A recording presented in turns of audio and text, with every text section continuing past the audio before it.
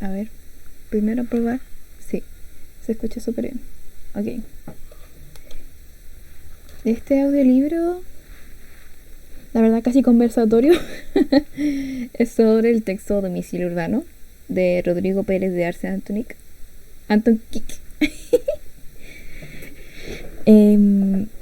Más que nada dedicado a Taller 4, la sección de Gastón Sánchez, que nos recomendó leer este libro y tratarlo como si fuera nuestra Biblia. Yo conozco este libro más o menos desde mi segundo semestre en arquitectura, y me parece un libro súper importante que nos deja como ver muchas cosas sobre la morfología urbana relacionada a las viviendas colectivas y cómo éstas inciden mucho en cómo nosotros vemos nuestro espacio, de cómo decirlo, en comunidad. El capítulo como que nos mandó a leer el profe se llama Espacios compartidos, encuentros y desencuentros, que comienza desde la página 86 de este texto hasta la página prácticamente hasta cuando termina el capítulo y comienza inserción urbana. La verdad es que para pasar taller 4 lo recomiendo mucho leer todo. Está en la biblioteca, hay 2 libros disponibles para sacarlo. Yo tengo uno ahora mismo y lo voy a leer desde ahí. Pero si alguien necesita el PDF de esta extracción, lo pueden pedir o pueden buscarlo en mi drive. El capítulo Espacios compartidos, encuentros y desencuentros dice así: la primera consecuencia del edificio de vivienda colectiva es una nueva definición del suelo. Esa característica lo distingue de los esquemas de departamentos gestados a partir de las subdivisiones de casas verticales en casas superpuestas.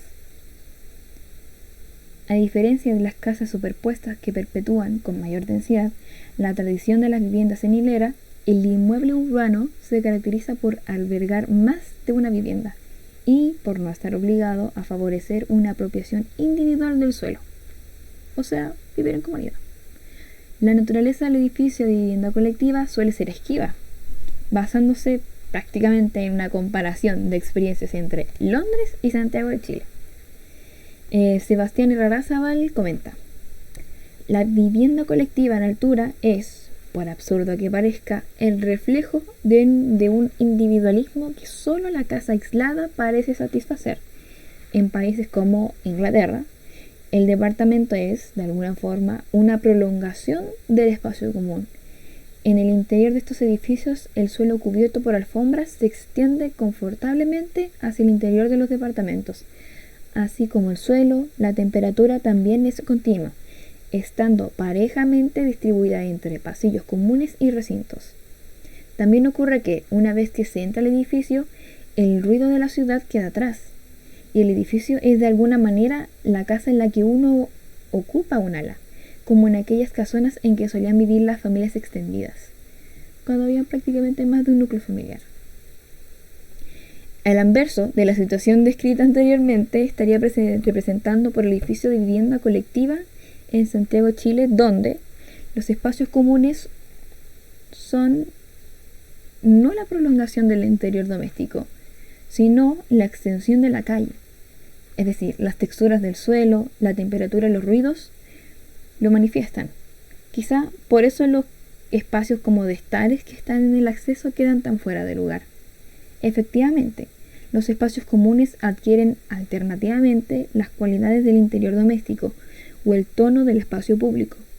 El punto excede con mucho la cuestión local. Exagerando, podríamos preguntarnos: ¿es acaso la calle la que penetra al hall de acceso o es el interior doméstico que se extiende hacia la calle?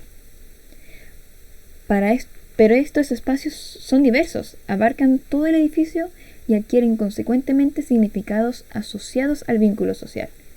Activarlos dependerá, como hemos visto, que el modelo se quiera implementar. Panerai los enumera considerándolos bajo el prisma de la vivienda social, pero sus observaciones son extensibles a cualquier edificio de vivienda colectiva. ¿Qué dice? Los portales de entrada, las cajas de escaleras y los ascensores y los rellanos y los patios no solo son medios funcionales de acceso a la vivienda, son también lugares identificables donde se desarrollan las relaciones de vecindad. El número de viviendas servidas por una caja de escaleras influye en la calidad de estas relaciones y de estos espacios. Los ciudadanos deben poder reconocer y nombrar los lugares utilizando el lenguaje corriente, lo cual induce a repensar las ordenaciones heredadas de la vivienda social. Diversas situaciones finalmente articulan las relaciones, las secuencias entre unos y otros, la fluidez de los recorridos, la homologación o separación que se establezca.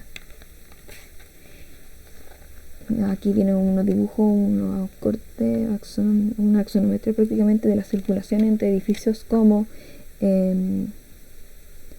unidad habitacional de Le Corbusier, esa súper famosa, la Vie Sauvage, y el Lakeshore Drive, que está en Chicago. Pero siguiendo con el punto de que finalmente cómo se dan estas relaciones de espacios y donde finalmente le dan valor al conjunto a estos hall de accesos, a la escalera, a los ascensores, corredores, estacionamiento y servicios mecánicos, que son como los puntos principales en estas viviendas conectivas donde se hacen encuentros entre las personas.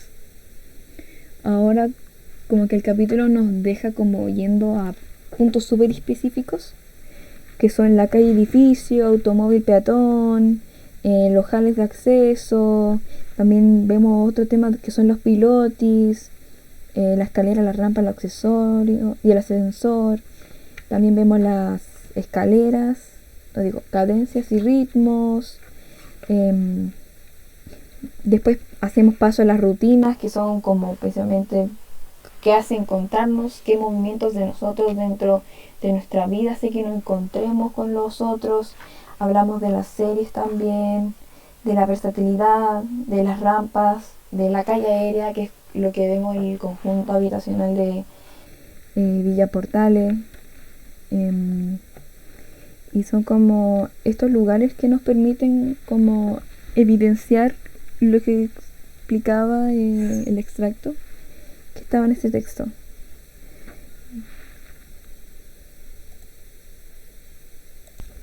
Para no distenderme mucho, hablaré un poco como de los puntos importantes que el profe subrayó en el texto sobre estos puntos, los que acabo de mencionar.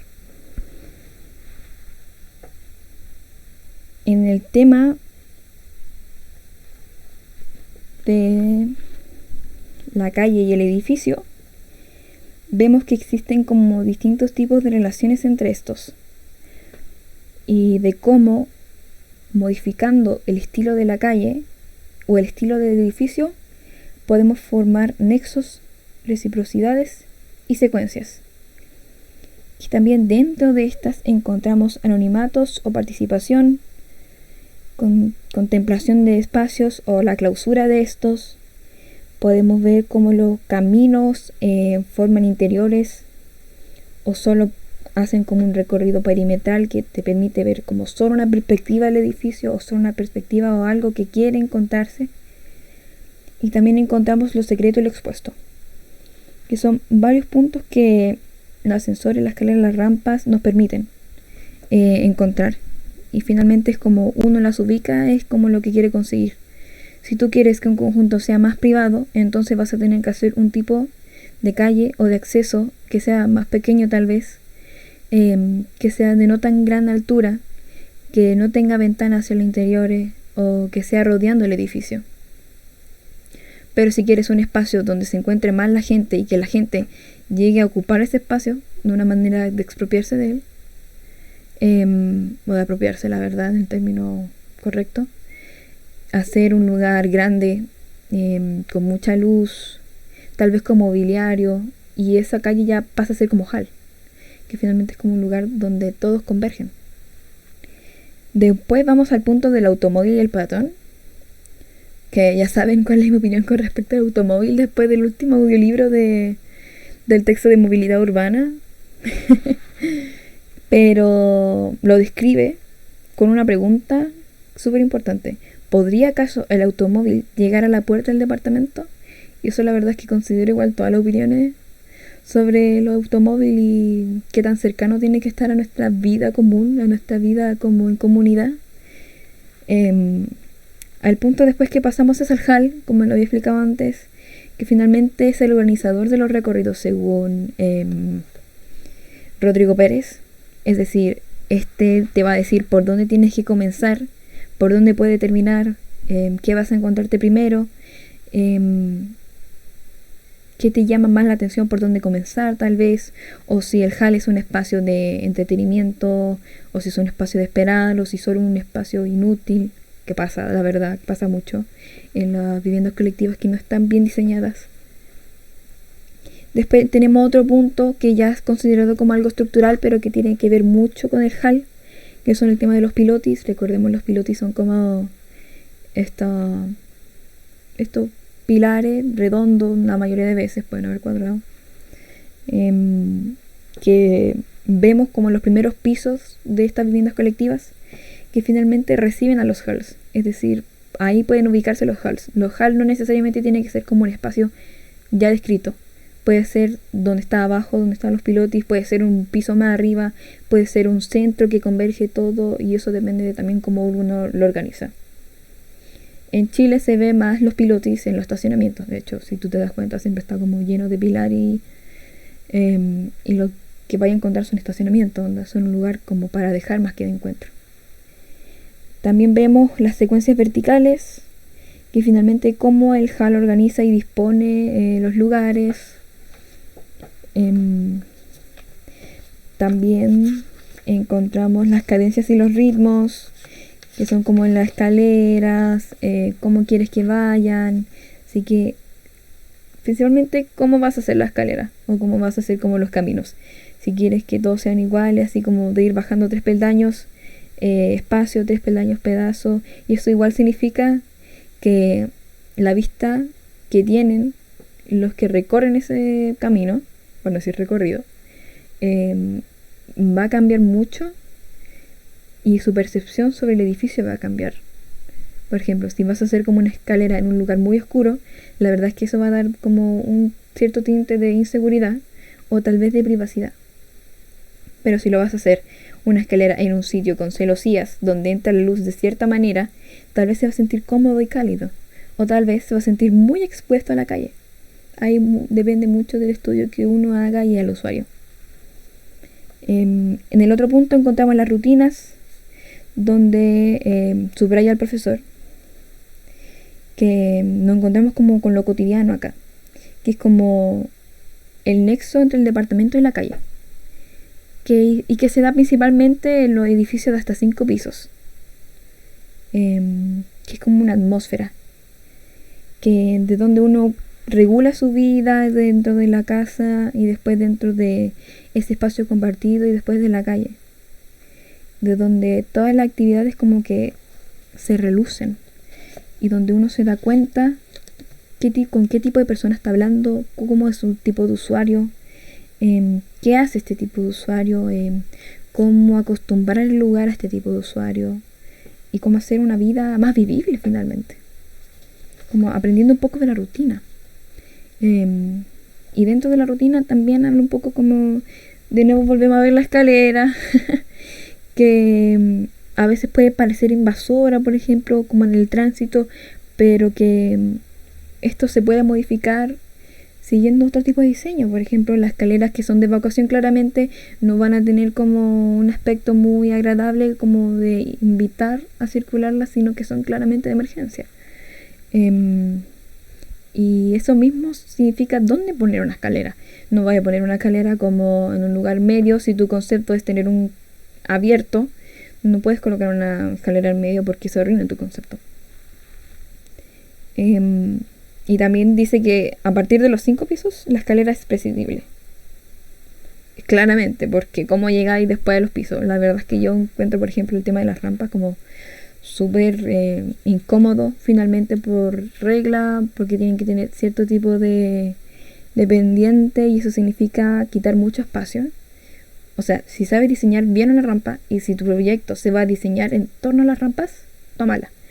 Pero realmente piensa en realmente te vas a dar el tiempo, o la gente, tu usuario, se va a dar el tiempo de recorrer esa trampa, de esa rampa, yo pondré un ascensor.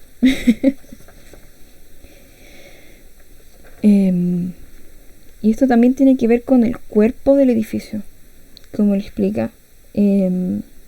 O sea, cómo es, como su interior, cómo son las entrañas. Si amerita o no considerar o tener una consideración especial a las escaleras, o solo como hacer una, como que está default, la que viene por prefabricada. Porque igual recordemos, como en la Villa Savoye, la mayoría de las escaleras y de las rampas que están ahí tienen un propósito, que es como un recorrido y que te dejan ver distintas cosas de la morfología, y prácticamente como que divide el edificio y te permite como casi que ver una exposición, un juego de luces también. No encontramos en el texto más imágenes. Recomiendo, mientras están escuchándome, leer el texto y ver las imágenes más que nada, porque explican un poco lo que estoy hablando. Como que uno logra imaginarse dentro de su cabecita como, ya, pero ¿qué me quiere decir que esta guana con la rampa? Esto. Después hablamos de las series, que es algo súper importante que estamos tratando igual con Gastón, porque estamos diseñando edificios, viviendas colectivas en series, es decir, que se repitan, pero que al mismo tiempo tengan algo personal. Entonces, las series lo explica como bloques lineales que generan secuencias de escaleras, que separan franjas exteriores, interiores, separan espacio público, antejardín puede ser. Y acá da un ejemplo, que es la población Arauco, que está desde 1945, o escaleras que son desplegadas, como las viviendas sociales de Boca, el que hizo Álvaro Siza, y de cómo también en la serie se ven en las escaleras como súper importante.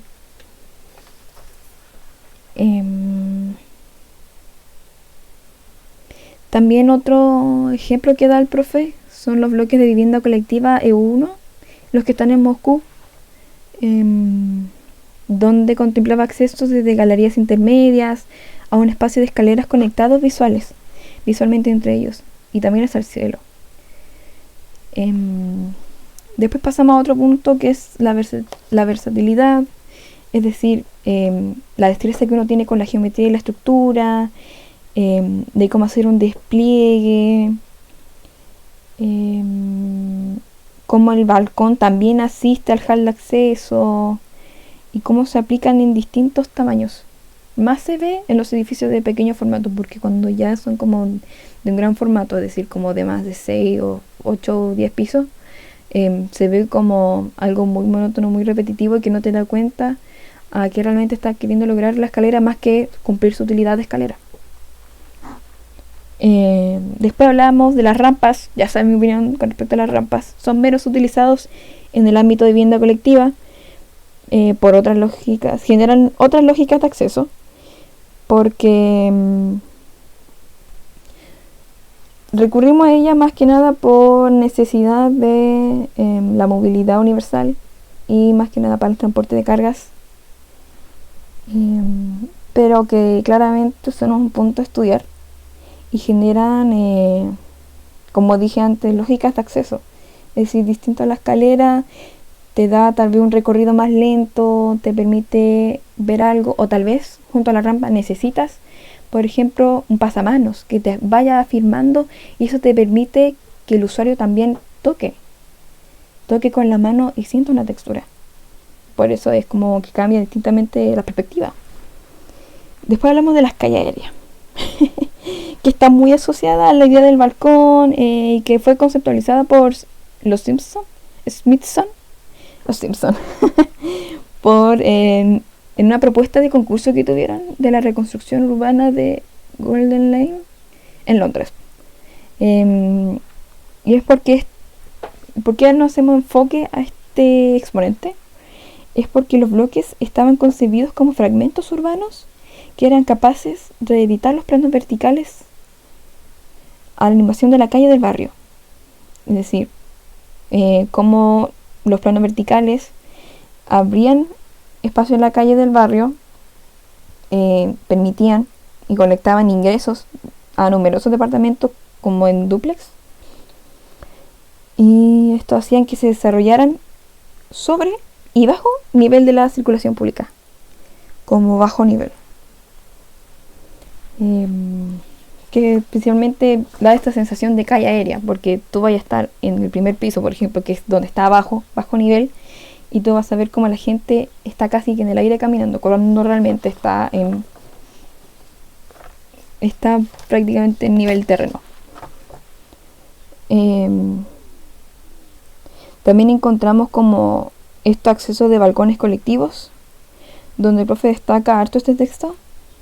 Bueno, este extracto, este párrafo, que los balcones colectivos, el origen de esta tipología es muy anterior a la reconstrucción europea de la posguerra, y su desarrollo generó innumerables instancias en las que se manifestaron algunas de sus virtudes espaciales y sociales, como los bloques de la Quebrada Marqués, en Valparaíso, que es una formulación tipo inteligente adaptada a las condiciones inusualmente complejas de la topografía del sitio.